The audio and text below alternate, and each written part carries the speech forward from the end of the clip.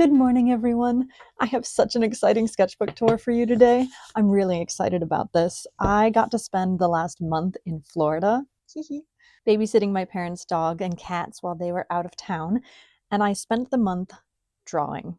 I have been stuck inside in Maine in the cold, dark winter for far too long, and so I used this month to just get outside and explore. I went all over Northeast Florida, visiting my old haunts and just having the time of my life, drawing and sketching everything I saw. And so I wanted to share that with you today. This is going to be a mini tour because it's only 30 days of sketching, but I actually drew quite a lot. So let's dig in. Oof. So this was my plan. Because I was stuck inside, I've become far too reliant on Pinterest for references. And honestly, it's really limiting as an artist because Pinterest has a very specific point of view. And when you're trying to develop your own style and be creative, looking at the same point of view over and over and over again isn't going to help. One of the biggest challenges about becoming an artist is learning how to see your subjects. And when you use Pinterest, someone else has already done the looking for you. They've already decided how to present it, what colors to use, like the shadows, the values, everything has been decided for you. When you're sketching from nature, you have to decide all of that for yourself. So without even meaning to, I started to develop my own style in this sketchbook.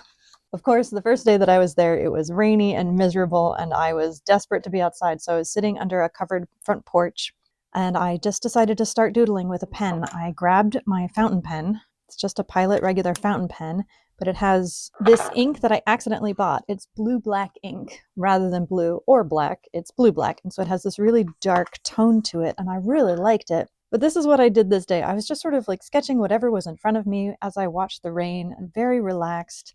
I used pencil for, this is my parents' dog. Her name is Dolly. She's actually my puppy's mother. So I was babysitting my dog's mom. It was very cute. The next day, it was overcast and rainy again. And so I was sitting on the porch, but this time with a cat in my lap.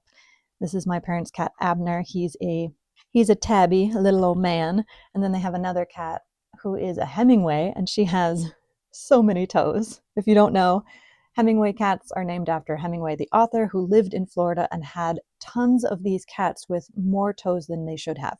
So she has 6 toes on each of her back legs and 7 toes on each of her front legs. And if you see the way she walks, it's because she broke her arm when she was little. So they don't all walk like this, but she's a special little kitty and she is feisty and I love her. So I was hanging out with them that day. And then March finally came, and with it came the sun, and I just jumped at the opportunity to go outside and start sketching. So I went to my favorite haunt when I was a child.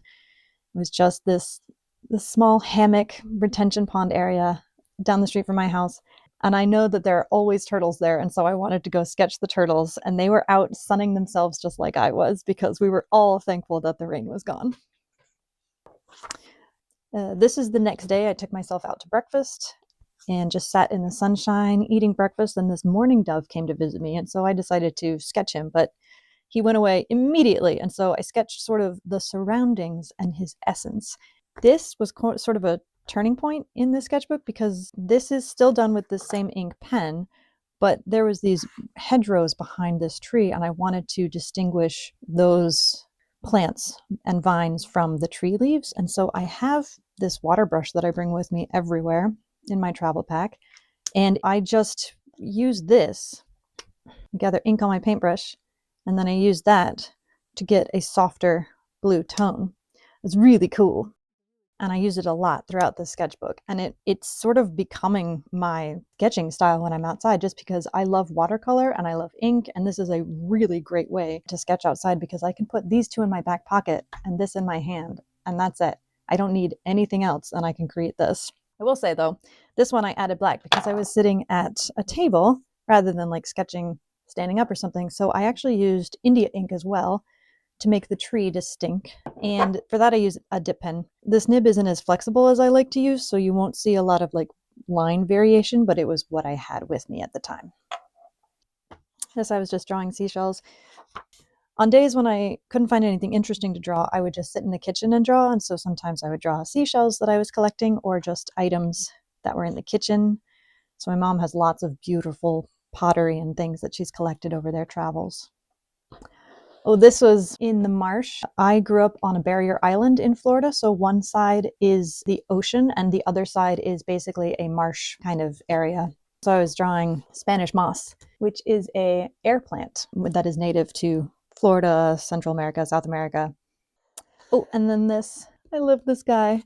All of these egrets were really far away and it was very difficult to draw, but I really liked how this came out. Oh, this. Okay. So I spent a lot of time walking along the beach. My parents live very close to the ocean, and I just went out there in the sunshine as often as possible.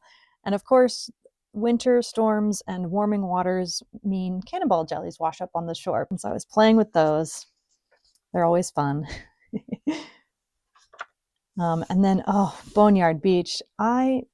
This is a magical place. If you ever get the chance to visit Northeast Florida, I highly recommend Boneyard Beach. It's one of the most unique ecological beaches in Northeast Florida.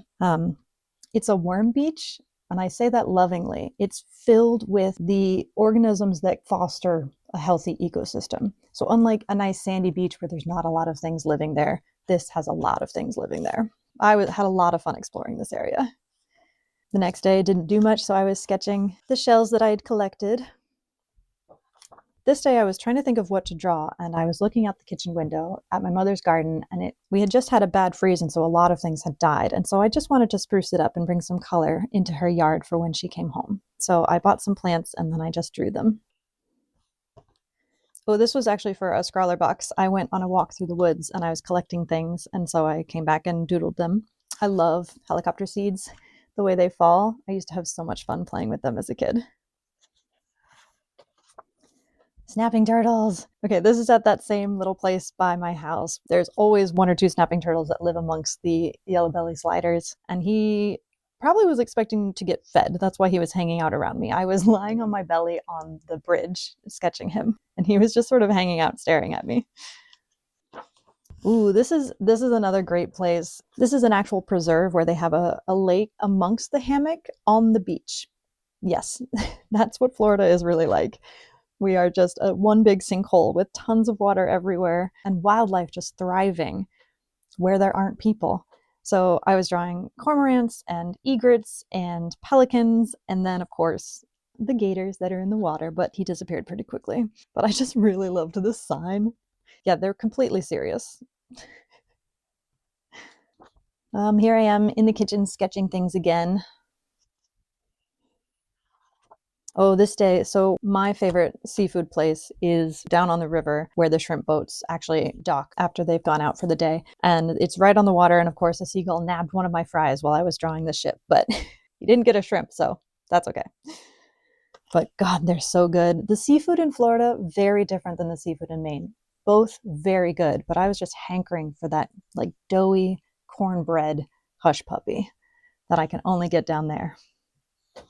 Oh, I woke up with early signs of carpal tunnel this morning. Yay, aging.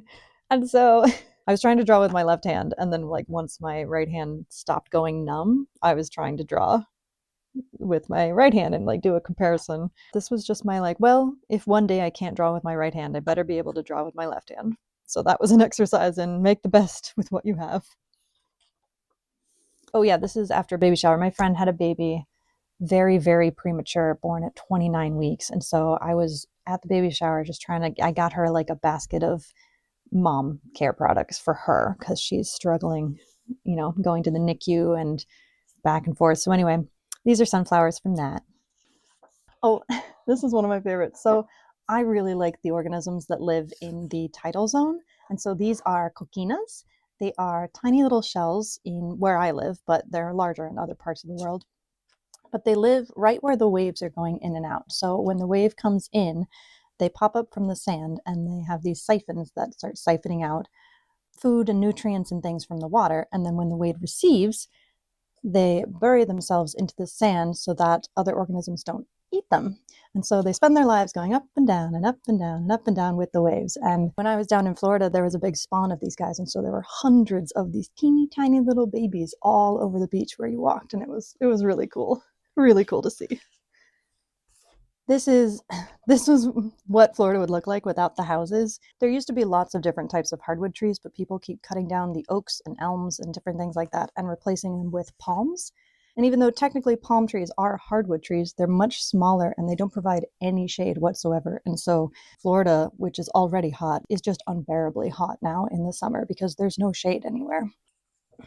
So I stumbled upon some Canadian geese. I don't remember the story behind these guys. Somehow a population was brought to Florida or something like that. We have lots of stories about, exotic pets getting loose or scientists releasing things like June bugs to help ecosystems. And anyway, it usually doesn't work out. But for some reason, the Canada geese in Florida don't migrate. And the story I heard was that they weren't taught to migrate because they were brought in by scientists. But I don't know if that's true. Um, just some orchids from the house. My mom has a beautiful orchids all over her kitchen and yard. I don't know how she does it. Oh, so I was in Florida and I hadn't seen a gator yet. You usually don't need to seek out gators in Florida. They're around. It's just they're hard to spot if you don't know what to look for. But I saw this guy pretty much right away. He was a very conspicuous log where he was lying. And he was about 12, 15 feet. You can't see it in this image, but when he turned around, his back was just ginormous, and I started paddling the other way. Even though alligators are not aggressive at all and very skittish, it's just best to leave them alone during spring when they're just waking up and hungry and mating, all that stuff. I went down to visit my aunt while I was there, and she has a battle of great blue herons and owls going on in her backyard. These owls stole these herons' nest, and while I was there, the owl chicks were born, and so the herons started dive bombing the nest, trying to snatch the babies out so they could have their nest back. And the owl was just chasing the heron away, and it was just going in circles around the nest while the two males, the owl and the heron male, sat guarding the chicks, or guarding the tree area. It was really cool to watch.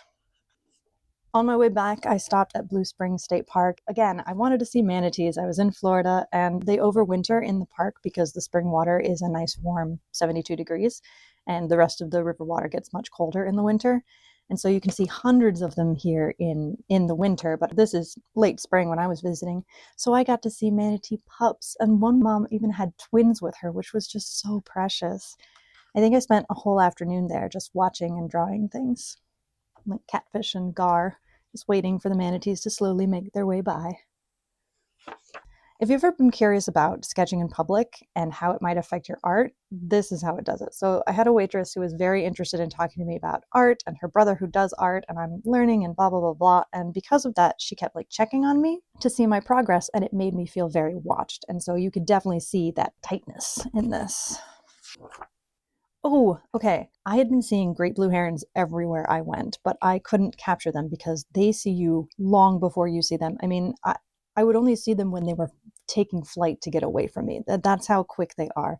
And so I decided I needed to stalk one. I knew where he tended to hang out. And so I went back and I sort of hid myself in the bush. And it was really funny. I did not get a lot of time to sketch, but I did manage to produce this in a pencil sketch. And then afterwards, I came back and added the pen with what I could remember of him. Here I was just drawing more pen shells and trying to identify things in this book I have, which I absolutely love, but can't find at the moment.